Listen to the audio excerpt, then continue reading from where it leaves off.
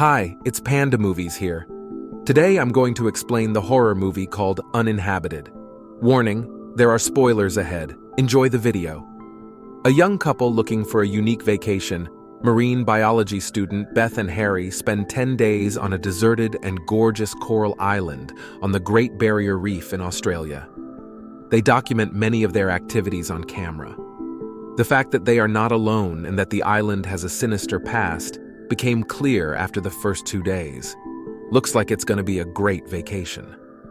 They discover an abandoned tomb close to an old shack, which also has an ancient drawing and 7 tally marks on the wall inside. They are both haunted by a ghostly presence. They are caught on tape dozing off, as Beth and Harry find out when they go through their camera. Beth is alarmed and wants to go, but Harry plans to stay since he thinks the children are pulling pranks. "Harry, I'm gonna need Beth to make the major decisions from now on, okay?" They sight fishermen on a boat with guns and later realize that the grave has been remodeled, now decorated with red coral, with a wooden cross embedded at the head of the grave that reads "Coral" on it. Beth and Harry discover dismembered sea cucumbers hanging from a neighboring rope the next day.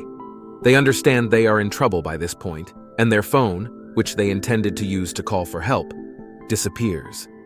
Spiro and Elias, the 2 insane Greek fishermen they had seen the day before, are found by them when they are looking for the phone. After looking into their home and boat and accusing them of stealing their phone, this results in Beth and Harry being imprisoned. Beth is sexually assaulted, but as the fishermen leave the island on their boat and Harry and Beth are able to escape, a female spirit arrives and hurts one of them. Beth reads an old journal found in the hut the following day. She discovers the ghost is a young islander woman named Coral, who, in the 1920s, worked for a firm that collected sea cucumbers. She was made fun of for stepping on a poisonous stone fish and raped by 7 members of the company. Her spirit has been seeking indiscriminate retribution against all men who visit the island ever since her death. Get your revenge, Queen. Beth acknowledges she would act similarly to Coral if she were the victim, and is caught up in the story that Harry initially thinks is a fake. Of course Harry thinks it's fake. Knowing they're in serious danger, they decide to build a bonfire the following day in the hopes that a rescue crew will come across them. However, Harry is alone when he arrives at the shack due to a ringing phone, where he meets Coral, who stabs him to death and hangs his nude body from a tree over her grave. As dusk sets, Beth stumbles onto his hanging corpse that is pouring blood into the grave, and I'm sorry for judging you, Harry. One of the graves next to the campsite has been filled in, but Beth wakes the following morning to discover no sign of Harry's remains.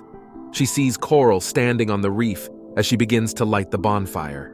She dives into the sea to get to her, but when she steps on a stonefish, the venom from the poisonous fish courses painfully through her legs, allowing her to make it back to shore before she is killed by it.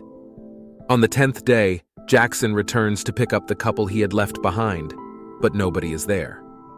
The journal is sitting on a chair when he goes to enter the shack. He is confronted by a scary Beth, who apparently kills him. In one of the film's last shots, Beth's and Coral's graves may be seen adjacent to one another.